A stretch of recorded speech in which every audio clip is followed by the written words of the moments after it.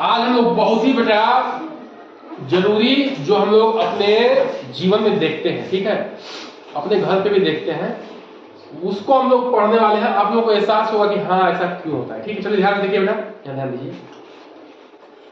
भोज्य पदार्थों की संरक्षण की विधियां, ये दूसरी क्लास है। और पहले क्लास में हम लोग क्या पढ़े थे कि भोजन खराब क्यों होता है।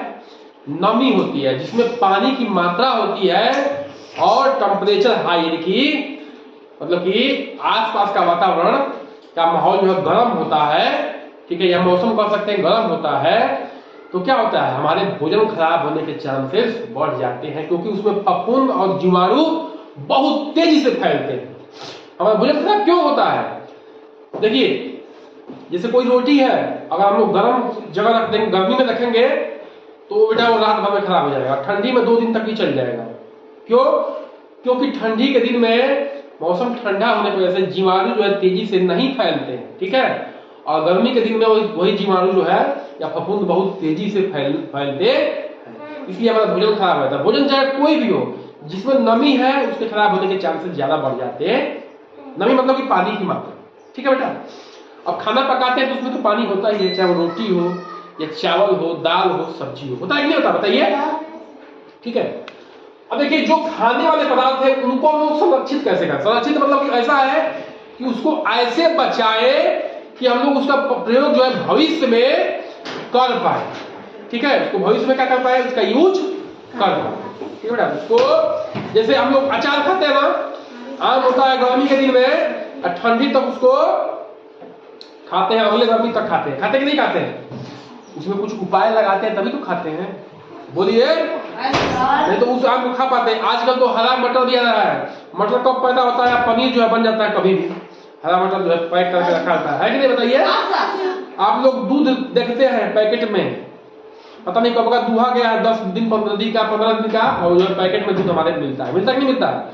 तो जो संरक्षित करना है उसको बचाव करना, ताकि हम लोग भविष्य में उसका यूज कर पाए। तो कैसे कैसे बचाव करेंगे, ये डिपेंड करता है कि प्रोडक्ट कैसा है, ठीक है, कैसा हमारा प्रोडक्ट है उस पर भी डिपेंड करता है। चलिए देखते हैं, देखिए, सुखाना या निर्जलीकरण। निर्जलीकरण का मतलब होता है उसमें से जल की मात्रा को निकाल देना, नमी को निकाल देना, ठीक है। ध्यान देखिए, नमी कैसे निकलेगी बेटा? पहले के जमाने में लोग धूप का प्रयोग करते थे सुखाने के लिए, ठीक है, अभी भी करते हैं। अरे आराम से बेटा, अनाज, दालें, पापड़, चिप्स, सेवैया, गोभी, आंवला, आम, मेथी इत्यादि को क्या करते हैं लोग सुखा देते हैं। सुखाने से क्या होगा, उसमें की नमी खत्म हो जाएगी। जब नमी खत्म हो जाएगी तो वो भोज्य पदार्थ जो है ज्यादा दिन तक टिक पाएगा। हम लोग शुरू में पहले क्लास में क्या पढ़े थे कि जिस भोजन में नमी होगी और वातावरण माहौल जो है गर्म होगा, वो भोजन जल्दी खराब होगा। तो निर्जलीकरण हम लोग क्या कर रहे हैं, इसको सुखा के उसमें से जल की मात्रा क्या कर रहे हैं, निकाल दे रहे हैं धूप में, ठीक है। आजकल बड़े बड़े ड्रायर आ गए हैं सुखाने वाले, कृत्रिम कंपनियां ले आती हैं प्रोडक्ट को और एक ही बार रख के सबको सुखा देती है मशीन के द्वारा, ठीक है बेटा। तो वो कंपनी है भाई, अपना जैसे काम करे, लेकिन वो भी सुखाती चीजों को है, ठीक है। अगला क्या मेथड होता है, देखिए अगला कैसे करते हैं प्रयोग हम लोग। अगला है ठंडे स्थान पर रखना। अब देखिए ठंडे स्थान पर क्या होता है, जीवाणु धीरे धीरे फैलते हैं, ठीक है, या फफूंद बहुत धीरे फैलते हैं। और जैसे देखिए गीला कपड़ा हो या ठंडा पानी, देखिए गीले कपड़े में हम लोग हरी सब्जी और फल, जैसे कोई गीला कपड़ा कर लिए, हरी सब्जी और फल को गीले कपड़े में लपेट के रख देंगे तो कुछ दिन तक सुरक्षित रह जाएगा, क्योंकि गीला कपड़ा क्या होता है, ठंडा होता है, और ठंडा होने की वजह से थोड़ा उसमें जीवाणु फैलने के चांसेस तेजी से नहीं होते, क्योंकि ठंडा हो जाता है वहां का माहौल।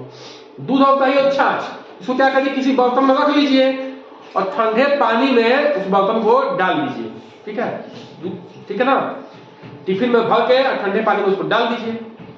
तो पानी ठंडा करेगा तो क्या होगा, पानी ठंडा करेगा तो क्या होगा बेटा, जब ठंडा करेगा तो वो दही ठंडी हो जाएगी, जब ठंडी हो जाएगी चाहे दूध ठंडा हो जाएगा, उसमें जीवाणु तेजी से नहीं फैलेंगे, ठीक है, तो जल्दी खराब नहीं होगा, 1 से 2 दिन टिक जाएगा, ठीक।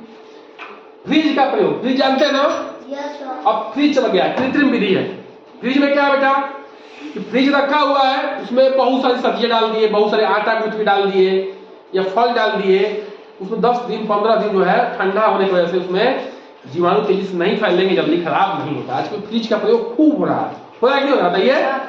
तो वैसे भी हम लोग भोजन को सुरक्षित रख सकते हैं। अगला है उबालना। ठीक है, देखिए दूध और पानी को उबाल लीजिए। दूध को उबाल देंगे, पानी को उबाल देंगे तो जो उसमें के जीवाणु है वो मर जाते हैं, तो कुछ देर तक टिक जाता है। कच्चा दूध जल्दी खराब होगा अपेक्षाकृत जो उबाला गया दूध है। क्यों? क्योंकि कच्चे दूध में होते हैं जीवाणु और वो कर देते हैं उसको, दूध को खराब। उबाल देंगे तो उसमें के जीवाणु मर जाएंगे और पिएंगे तो हमें नुकसान नहीं करेंगे, हो सकता है थोड़ी देर तक टिक भी जाएगा। ठीक है, पानी भी उबाल के ठंडा करके पीना चाहिए। उबाल लेंगे तो क्या हो जाएगा, उसमें के जीवाणु नष्ट हो जाएंगे, तो पिएंगे तो नुकसान नहीं करेंगे। ठीक है बेटा। अगली विधि है रासायनिक एवं अन्य पदार्थों का प्रयोग। रासायनिक में क्या है? सोडियम बेंजोएट और सिलिका।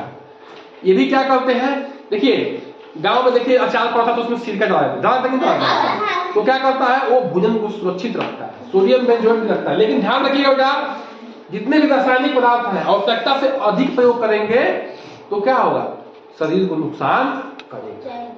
ठीक है। अब देखिए जो चीनी की गाढ़ी चाशनी है उसमें आम को, सेब को, अंगूर को, अमरूद को, आंवला को उबाल के चाशनी में उसको पका दिया जाता है।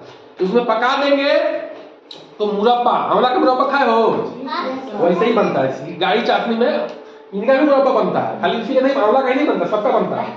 तो गाढ़ी चाशनी में उबाल के अब पका देंगे तो वो भोजन जो है देखो मुरब्बा कई दिन तक चल जाता है। ठीक है। वैसे ही नमक और तेल में कच्चा आम, करेला, मिर्चा का अचार डालते नहीं डालते हो? अचार खाए हो ना आम का, मिर्चा का, उसमें क्या होता है नमक और तेल डाला जाता है। उससे क्या होता है कुछ दिन तक भोजन वो जो है टिक जाता है, तो खाने में मजा भी आता है। अचार खाते हो ना, तो खाते हो तो नमक और तेल का प्रयोग किया जाता है, किस लिए? और कि उसमें जो है जो जीवाणु तेजी से न फैले और सुरक्षित रहे। ठीक है, आगे देखते हैं।